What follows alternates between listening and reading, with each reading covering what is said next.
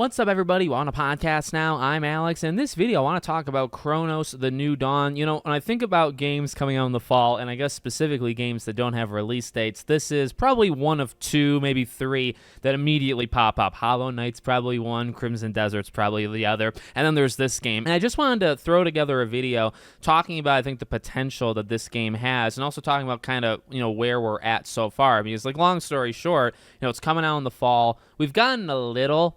It's actually primarily more them talking about it than anything, and it looks fantastic. It sounds fantastic. I would even say around the Summer Game Fest, this kind of last period that we had was definitely a step in the right direction. I think we got to see it maybe like a 1 or 2 minute physical viewing kind of thing of it, and I think the idea of don't let them merge, right? I think that's the catchphrase. That is such a clever idea, and I think hopefully it's going to work out really well in the game. That's the driving thing. Beyond that, you can look at the aesthetic. You can compare it to Dead Space a lot, which I would. You could talk about Callisto Protocol was also kind of off that, but that's kind of it. And I mean, so it's an interesting story. It's a cool story, and it's a game that, again, when I think of the games, even games that do have release dates, okay, I would put Kronos probably in a top 10 of just my excitement for in the fall. And there's 40 plus games coming out in the fall. I can't wait for it. I think, and we've said it before, right? Bloober Team really has an opportunity here. They've already done one super well. You nail this, and then you do Silent Hill 1. I think even without this, you look at 2, and then you look at doing Silent Hill 1, you can probably bank on it being pretty good. There's not going to be a steep fall off, because I think they've already proven that they can respect it and they know what they're doing in that remake department. But I will say this is very important for them to nail too, right? And it's kind of that balance for all of these studios, or studios like them, that I want to see in this new age, where it's I think we do need more studios that can remake games really well, because sometimes remasters and remakes are not done well. We need studios that are good at that. I think specifically in the horror space, we don't. I mean, we have some System Shock even has gotten some stuff, so there is some work being done. But this is a really good opportunity for Bloober Team to always kind of have a bankable thing where they go back and they do it. Obviously, Resident Evil and Capcom has done such a phenomenal job at that. But I guess offshoots, right? Capcom, they did Resident Evil, and now they're doing it again. I'm talking about something like this, where they didn't do Silent Hill, but they're kind of helping out.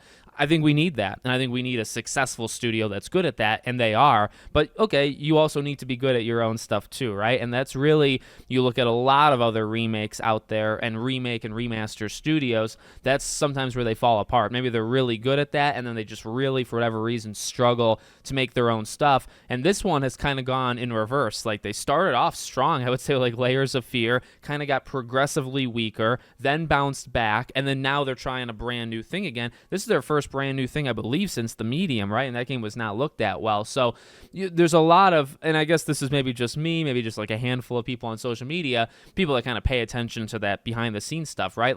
I don't know, I see a really big opportunity, not just because I want the game to be good, I do, but also the behind the scenes stuff, to have them be really good at remaking stuff, and then also be able to create their own stuff and have that be just as good, if not better, I think is really, really important. And especially, going forward, they probably also don't want to just remake Silent Hill games for the rest of their lives. They do want to experiment with their own stuff. But if they're not capable of that, that's going to be a problem. Again, granted, this game looks really good. For me personally, I just need to see a little bit more. It's been an interesting path forward, because this kind of came out of nowhere, kind of came, I think, faster than many people would have thought it would come. And then, and even that last part too, rather than they say, oh, it's coming out this year, and you're holy God, they're, in terms of speed, they're on a roll. But there is still no release date. I imagine we get that at Gamescom, by the way, right? And then hopefully that's where they really start pushing it, because really all we've seen so far, again, is very limited gameplay that does look good. Again, it very much gives those Dead Space vibes. It's got different kind of weaponry to it. You can kind of see the environment. All looks good. Functionally good as well. And again, with the monsters and the idea of them merging and becoming more powerful, and almost mixing and matching their own powers when they do that. And so you have to be careful of what enemies you even take out, because you could actually be making things worse for you. All sounds great, and we've seen a little bit of it. I just need to see just a little bbit more, but I'm really hoping this is a really, really good game. I'm also hoping this game does not come out in October, because October's got so many, I want to say 12, that's probably an exaggeration, but there's probably 6 to 8 games in October I'm planning on getting in some form. So I'd really prefer like November, December, but it's like a horror game. So it's like you probably want it to be around Halloween, but not every game can do it, right? And it also seems like, not to put this out there, but I kind of want to, if there were a list of games that like have potential to get delayed, Hollow Knight I actually would take off that list, thank God, for the first time in like a decade. But I actually think Crimson Desert and Kronos would be candidates that, again, if you made a list and you say, okay, what games feel like they might slip, I think they would, and honestly, only because they haven't given dates yet. And so they're probably already looking to come out in November and December. Crimson Desert, the leak was like late November, but it's never really been confirmed. So they're probably planning on that, and then it's like, well, you delay yourself a month or two, you're into 2026. Again, it's one of my most anticipated games, and we'll see if they can nail it 2 times in a row. So let me know what you guys think in the comments. Make sure, as always, you're subscribed to the channel, bell icon turned on. I hope to see you all on the next one.